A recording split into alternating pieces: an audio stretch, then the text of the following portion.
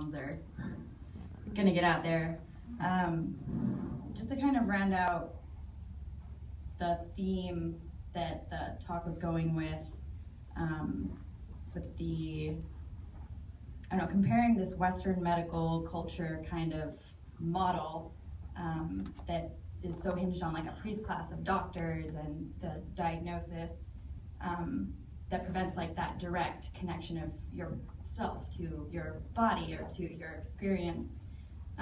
It's really funny, like wanting to be a psychology student in the somatics program and being the BAC graduate, hopeful somatics person. There's such a paradox in like wanting to be a practitioner so that you can tell people that they don't need a practitioner. But I just think that that idea keeps rounding through my head, and we don't need a doctor-priest class, you know, to have that direct connection. So. Well, we don't, and at the same time, we need guides and facilitators. They're always valuable. And I think, again, authenticity, that the problem with the conventional doctor-priest class we've developed is that their experience isn't authentic. They have a lot of abstract knowledge. They have, you know, and so there's a separation. I'm a sensei by trade. That's what they call an Aikido teacher, and sensei literally means like born before, like member of the previous generation.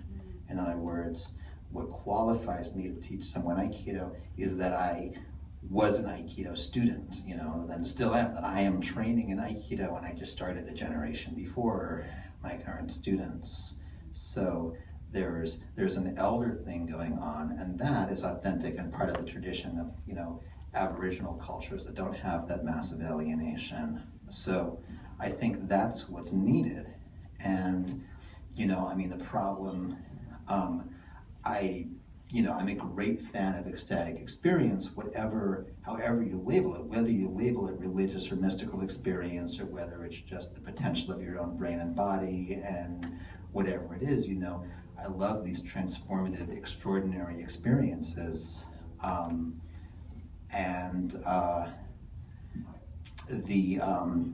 A problem that arises with organized religion, I mean, there are many problems that arise with organized religion, but one of the problems is you develop a priest class that has not necessarily had these experiences.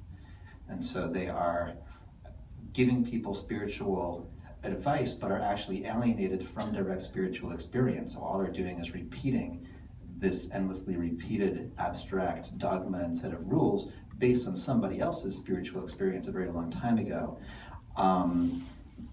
And the same thing happens with therapists, I think, as they get, you know, if I'm having wild hallucinations, I'm seeing angels bursting out of the walls, I want to talk to someone who has had that experience, not someone who has read books about what that means for me diagnostically. I want to talk to someone who had that experience and who either can tell me how to make it stop, or tell me how to live with it, or tell me how to get more pleasure out of it. Whatever it is, I want someone who's been there or is there to be helping me with it, you know. And this is, you know, I mean, they did this at Woodstock. When people were freaking out on acid, they'd get them in this tent and they'd calm them down and help them have a better trip. And then they'd be like, okay, now you stay in this tent and help the next person who comes in freaking out. And that I think is the way to do it. And so as somatic therapists, I think we have an opportunity to subvert the whole doctor-priest class thing by being there, by doing the work ourselves. So this is what I would say to anyone who wants to, conduct any kind of therapy, but especially if you're go into somatic therapy, do your own somatic work all the way, you know, freak out, do things that just break down the armor so much that you like hysterically laugh and sob, because sooner or later you'll get a client who does that, and you got to know what it feels like. You have to have been there and not just have an abstract knowledge of it. So I think this is a good time to stop and have refreshments and talk informally among ourselves and about I'll be hanging out for about another 15 minutes and can happily answer questions close up and in person where I can taste you and sniff you and stuff.